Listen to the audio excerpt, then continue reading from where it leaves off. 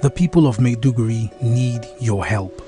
A catastrophic flood has engulfed the city, leaving over 1 million residents stranded and fighting for survival.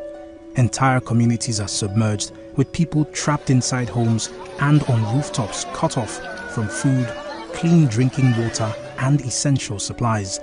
Health experts are warning of a potential outbreak of deadly diseases, and medical facilities are out of commission. The situation is dire. Helicopters, boats and high-riding trucks capable of navigating the treacherous, waterlogged areas are urgently required to reach the countless men, women and children still awaiting rescue. The Nigerian media is issuing a desperate plea to the government, humanitarian organizations, international actors and citizens across the nation. Step in now, before it's too late. For more information on how you can help, contact Professor Usman A. Tar, the Honorable Commissioner for Information and Internal Security, Borno State, on 0809-233-3955. Every second counts. This is powered by Atlantic Television Network.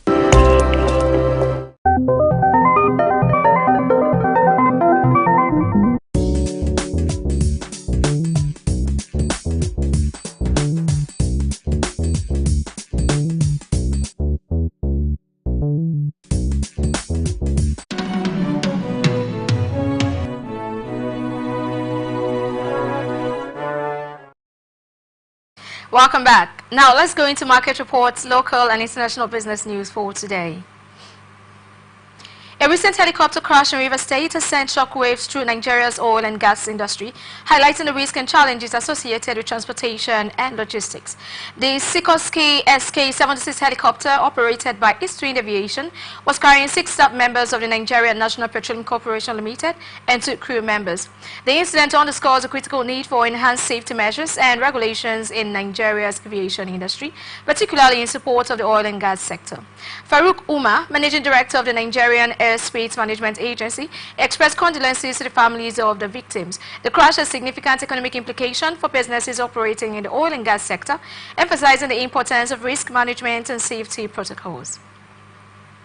The Nigerian Safety Investigation Bureau's investigation will likely shape the regulatory landscape for aviation operators in Nigeria.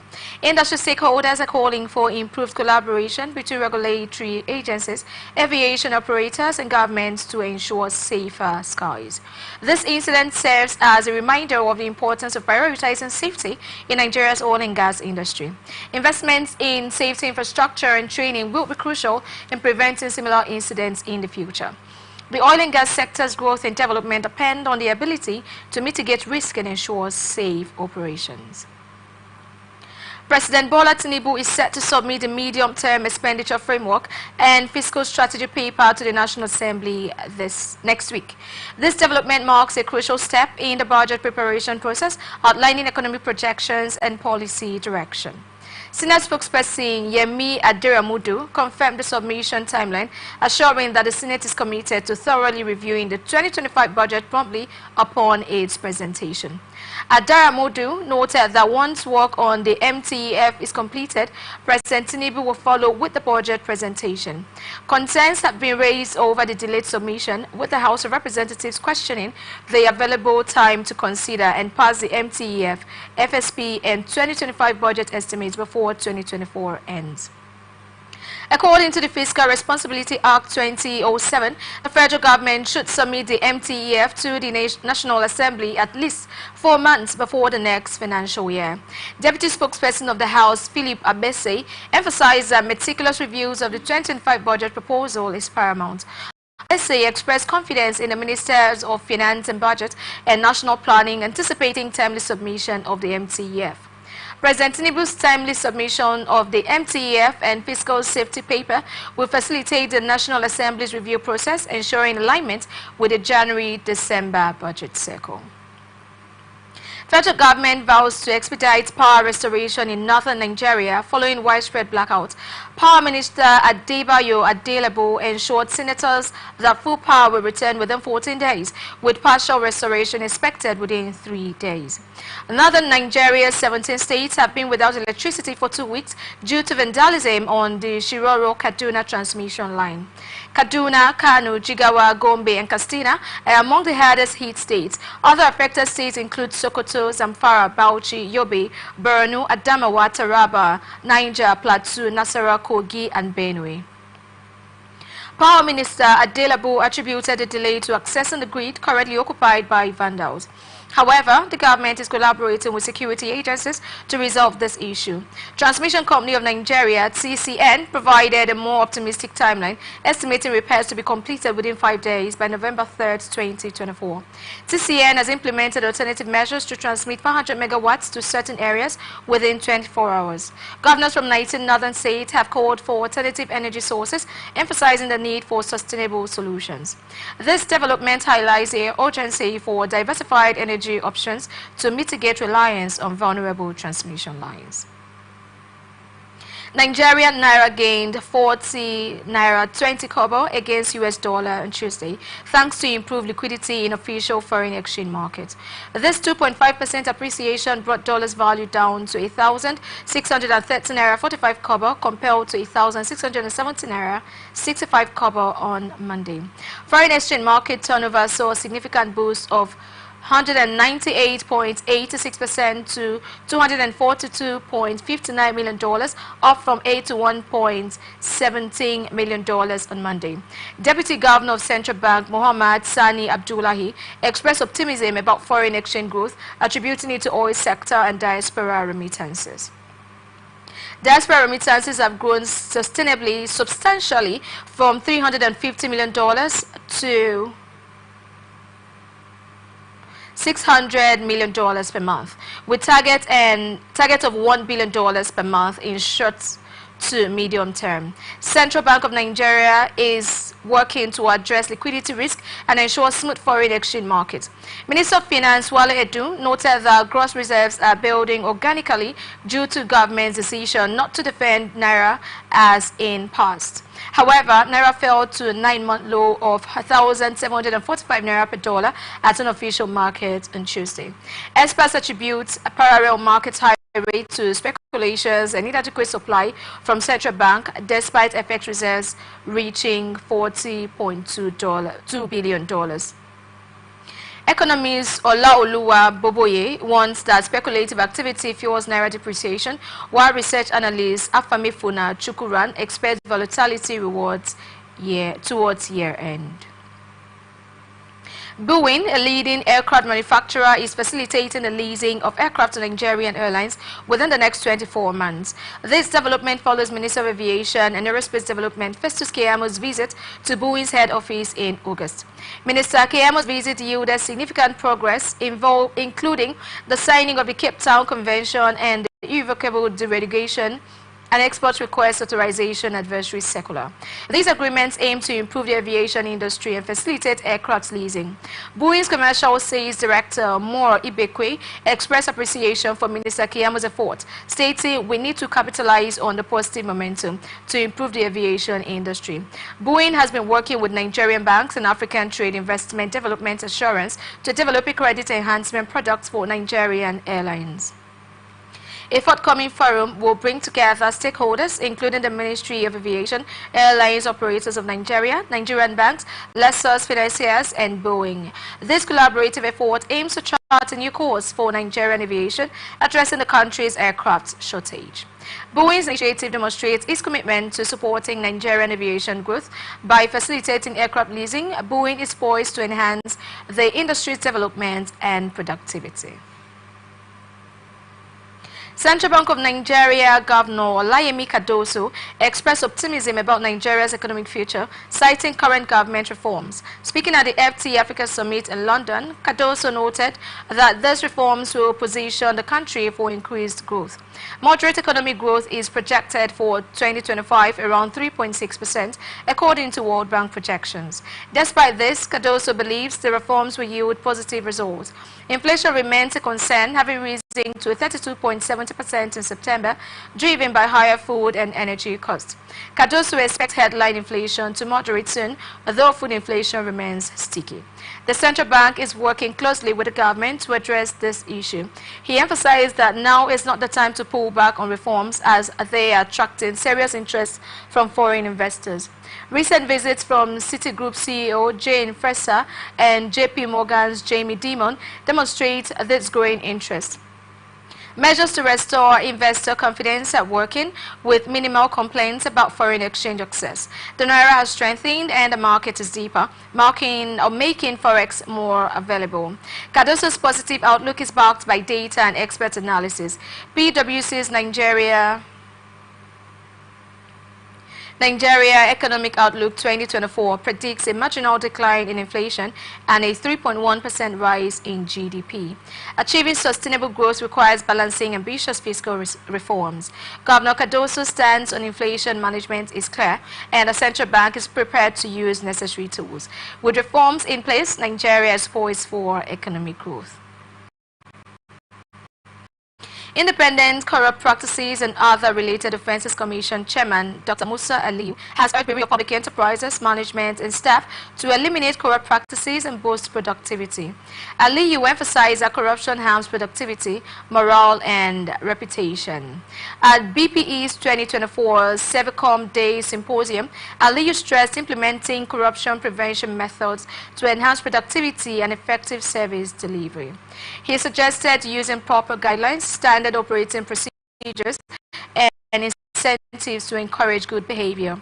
Director General of BPE, Mr. Ayodele Beleyi, highlighted ethics' importance in creating a positive work environment. Attitudinal and behavioral ethics shape organizational culture, drive employee engagement, and foster trust among stakeholders. Sevicom's 2024 Customer Service Week theme, Above and Beyond, emphasizes frontline service providers and team spirits. BPE aims to deliver on Mr. President's renewed hope agenda by upholding core values like integrity, transparency, professionalism, accountability, result orientation, and teamwork. National Coordinator and CEO of Sevicom, Mrs. Nina Akajameli, noted that staff attitude plays a crucial role in shaping workspace environment and organizational success. Aliko Dangote, president of Dangote Group, assured that his refinery can meet local petrol consumption needs. With 50 million liters available, Dangote claims this stockpile can last 12 days without additional imports or production. Dangote's refinery produces over 30 million liters daily and is ready to ramp up production. He emphasized that marketers should collect the available fuel, as its role is to supply, not to distribute. Dangote expressed frustration that fuel marketers are not taking the available petrol, leading to shortages and long queues. Marketers' reluctance to collect the petrol costs Dangote financially, with an estimated 32% interest loss daily. He reiterated that once marketers collect the available fuel, queues at the filling stations will disappear. Dangote's refinery has infrastructure for marketers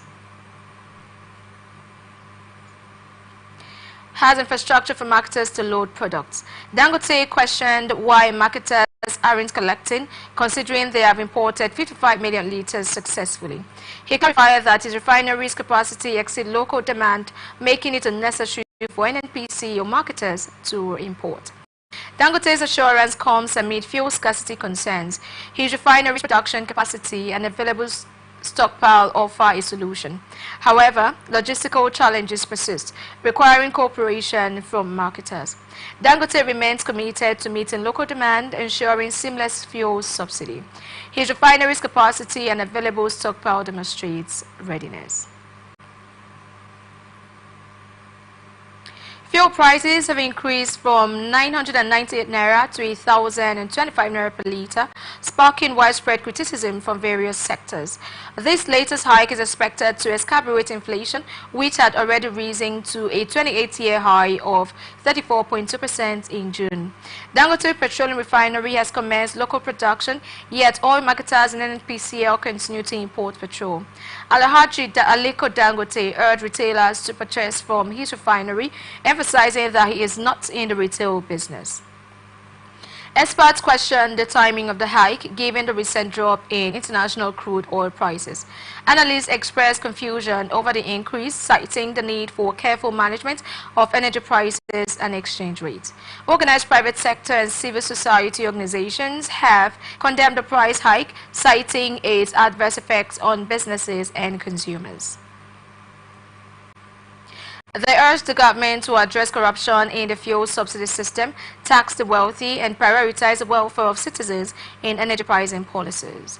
NNPCL's decision to increase fuel prices may be seen as necessary within the current economic context. However, stakeholders argue that this approach would lead to higher transportation fares, increased cost of goods and services, and further hardship for citizens. Hess Holdings and the Tony Elumelu Foundation have committed $5,000 in seed capital to young African entrepreneurs, driving economic growth across the continent. Chairman Tony Elumelu made the announcement at the Future Investment Initiative New Africa Summit in Saudi Arabia.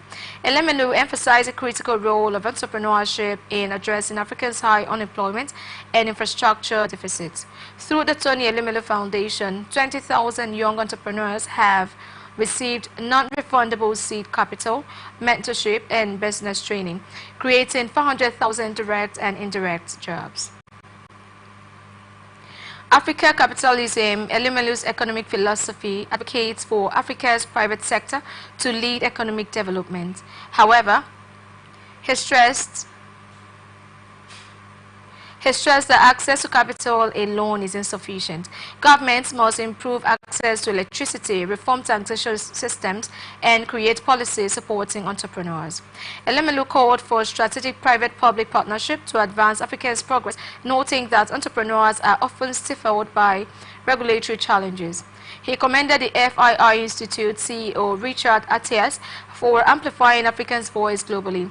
Hess Holding and the Tony Elumelu Foundation remain committed to empowering African entrepreneurs, harnessing the continent's strength to transform challenges into opportunities for sustainable economic growth. We are open for advert placements, bookings, and commercials. And you can connect with us and watch us on ATN socials, Facebook and YouTube, Atlantic Television Network, Instagram and TikTok, Atlantic TV Network 1, X formerly Twitter, Atlantic TV Net. Watch us live on our website, atlanticnetwork.tv. Central Bank of Nigeria has been urged by World Bank to refrain from intervening in foreign exchange markets through forex auctions. Instead, CBN should adopt comprehensive, systematic, and transparent framework for foreign exchange interventions to stabilize Naira against foreign currencies.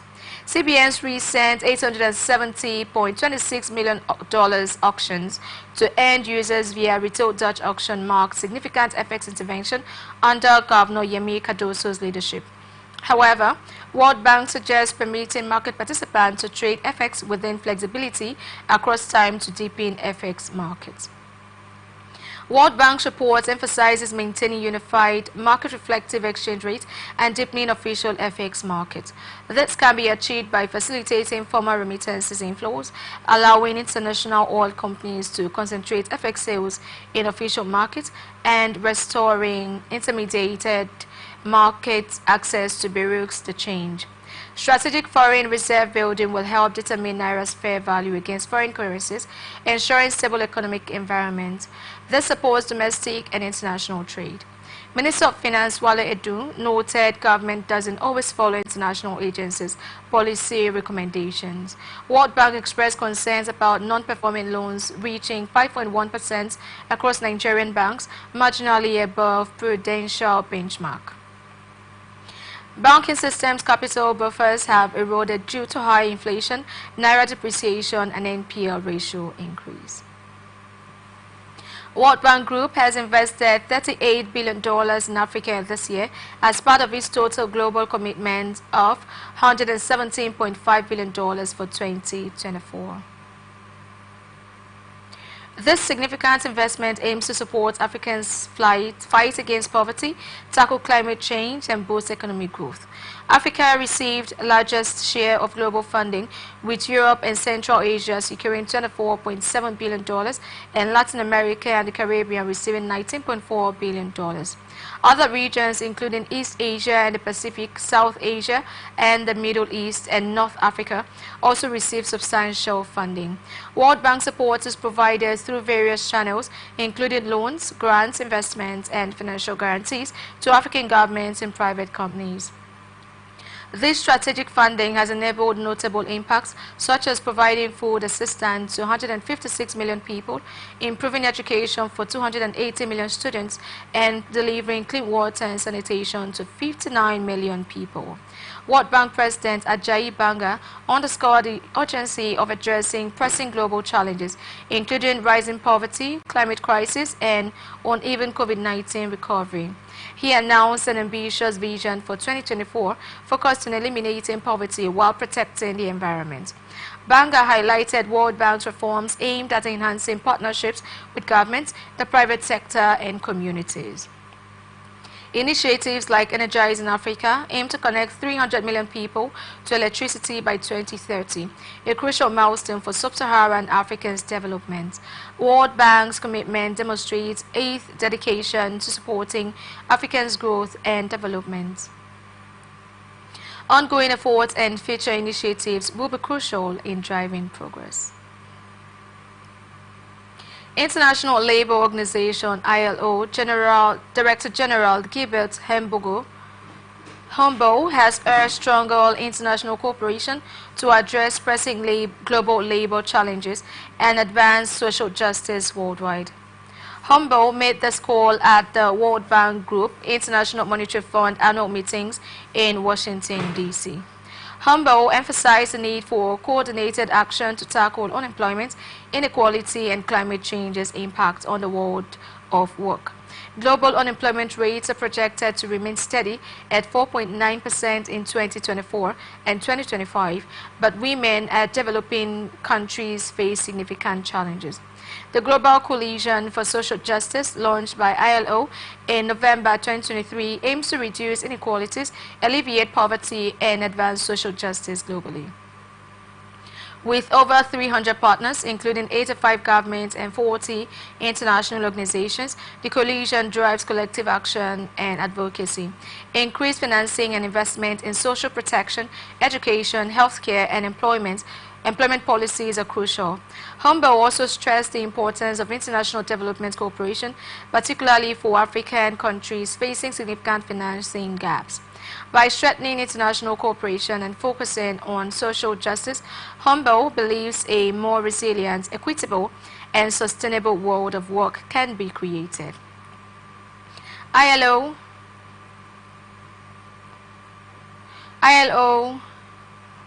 stands ready to play its part in this endeavor.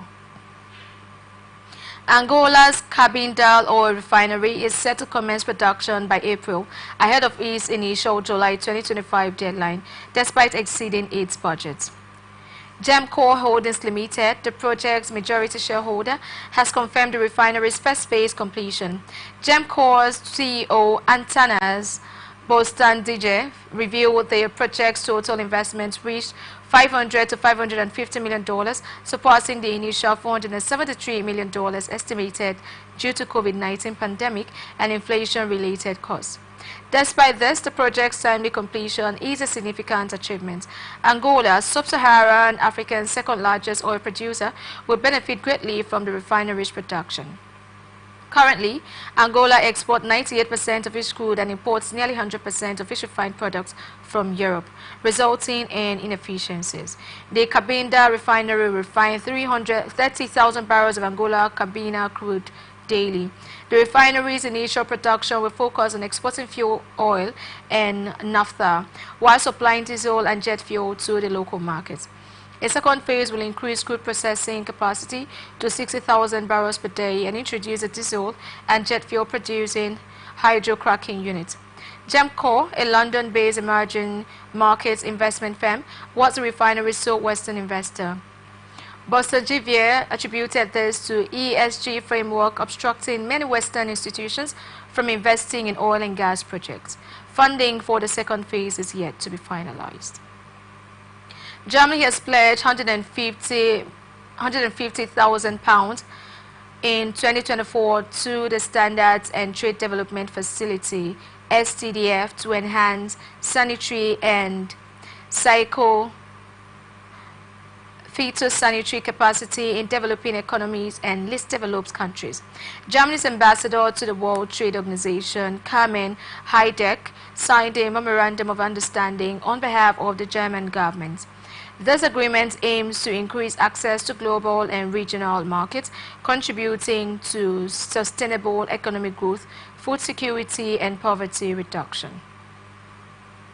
WTO Director General Ngozi Okonjo-Iweala welcomed Germany's commitment, stating it will enable thousands of farmers to participate more actively in global agricultural markets. Heideck emphasized the STDF's significant contributions to implementing SPC standards and tackling global challenges. Germany has demonstrated high-standing support for the STDF, donating 10.6 million since 2006 and 38.5 million to WTO trust funds over almost 25 years. The SCDF, a global partnership hosted by the WTO, promotes safe, inclusive trade, sustainable growth, food security, and poverty reduction, aligning with UN Sustainable Development Goals. Heideck highlighted the importance of cooperation in addressing global trade challenges. Germany's contribution will support SCDF projects, ultimately benefiting developing countries and least developed countries. You're watching ATN Business and Atlantic Television Network. We will be back after this break.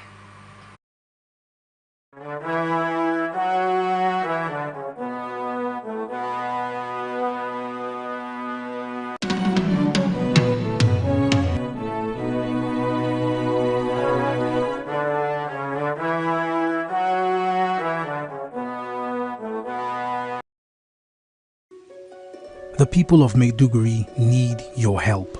A catastrophic flood has engulfed the city, leaving over 1 million residents stranded and fighting for survival. Entire communities are submerged, with people trapped inside homes and on rooftops cut off from food, clean drinking water, and essential supplies. Health experts are warning of a potential outbreak of deadly diseases, and medical facilities are out of commission. The situation is dire. Helicopters, boats, and high-riding trucks capable of navigating the treacherous, waterlogged areas are urgently required to reach the countless men, women, and children still awaiting rescue.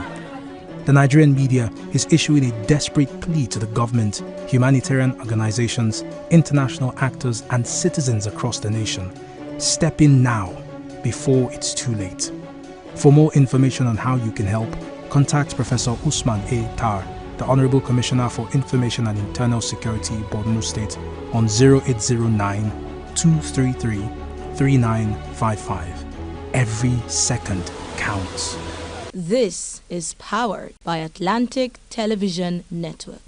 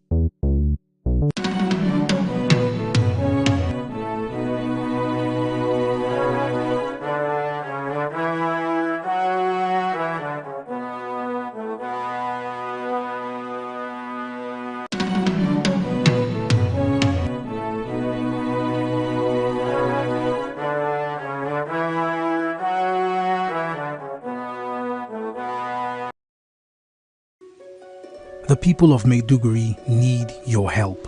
A catastrophic flood has engulfed the city, leaving over 1 million residents stranded and fighting for survival.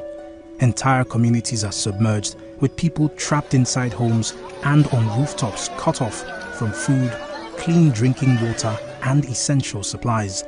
Health experts are warning of a potential outbreak of deadly diseases, and medical facilities are out of commission. The situation is dire. Helicopters, boats, and high-riding trucks capable of navigating the treacherous, waterlogged areas are urgently required to reach the countless men, women, and children still awaiting rescue. The Nigerian media is issuing a desperate plea to the government, humanitarian organizations, international actors, and citizens across the nation. Step in now, before it's too late. For more information on how you can help, contact Professor Usman A. Tar, the Honorable Commissioner for Information and Internal Security, Borno State, on 0809-233-3955. Every second counts. This is powered by Atlantic Television Network.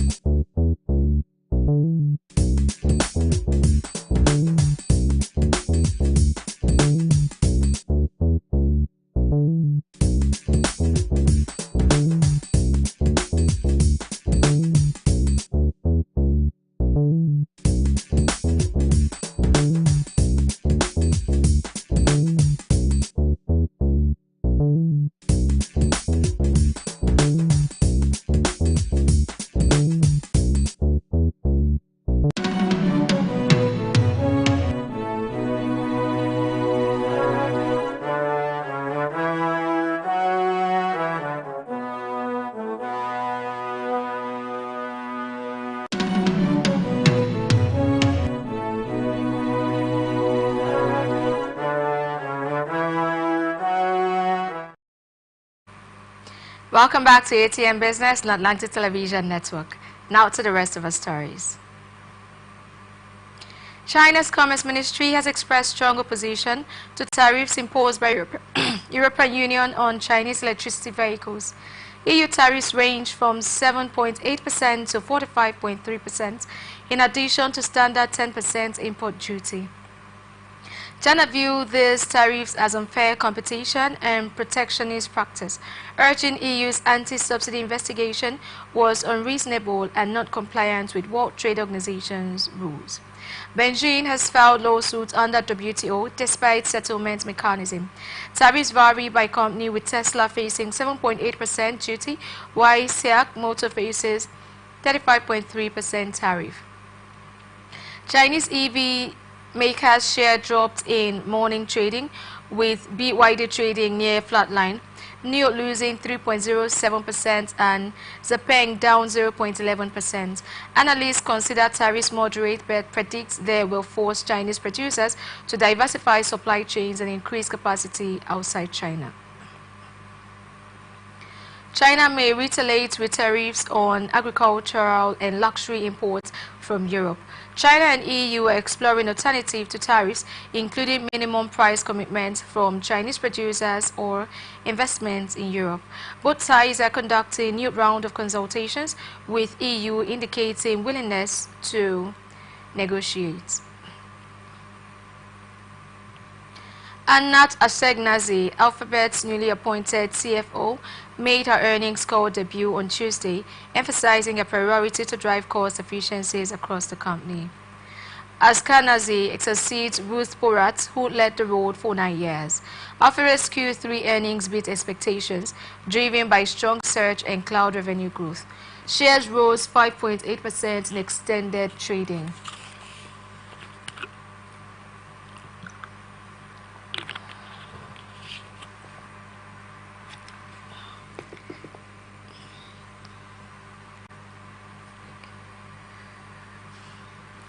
Key takeaways.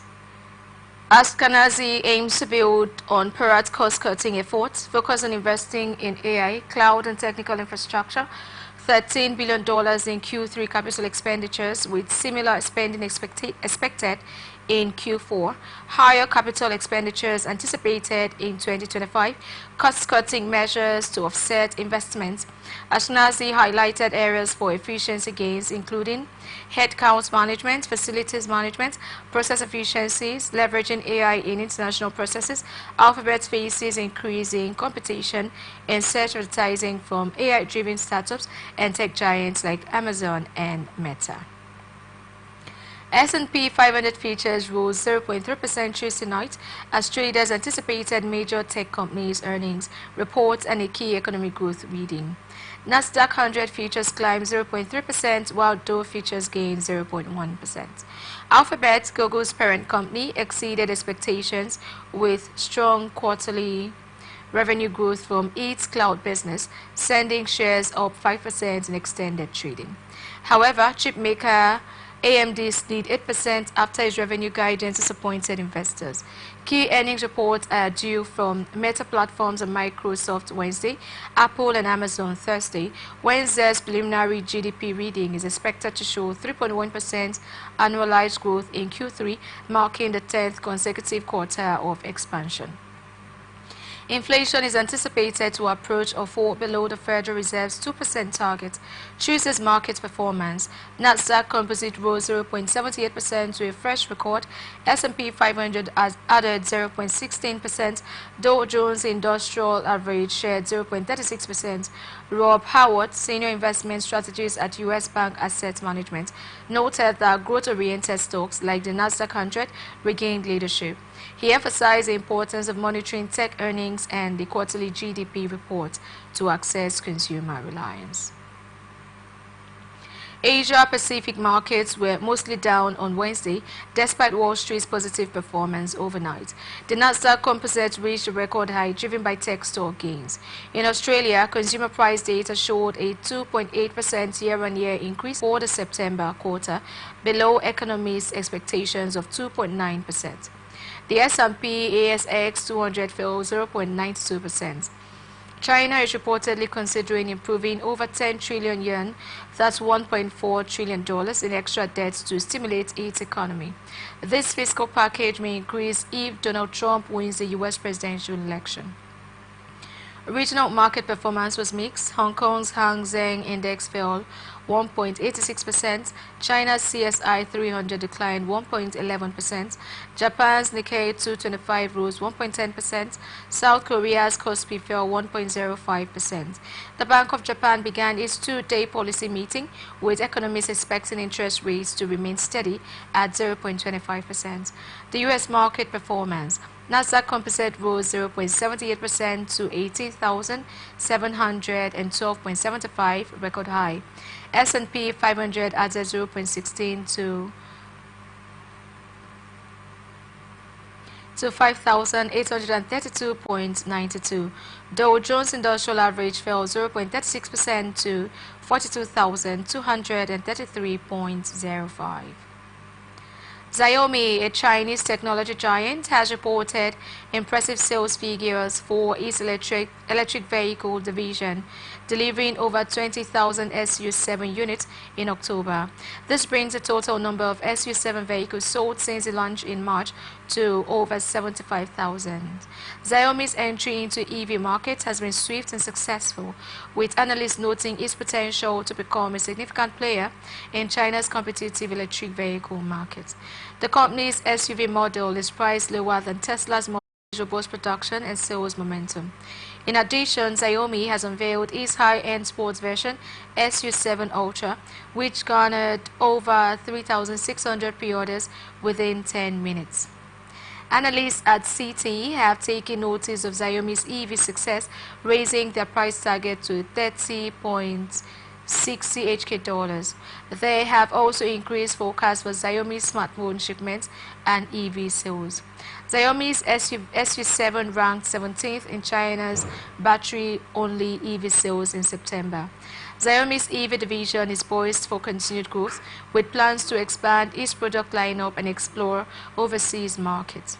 However, the company has stated that any international launch would take at least 2 to 3 years.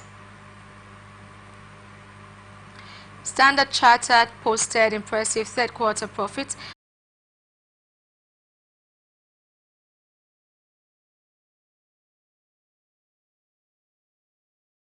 growth forecast upgraded to 10% for 2024 from over 7%.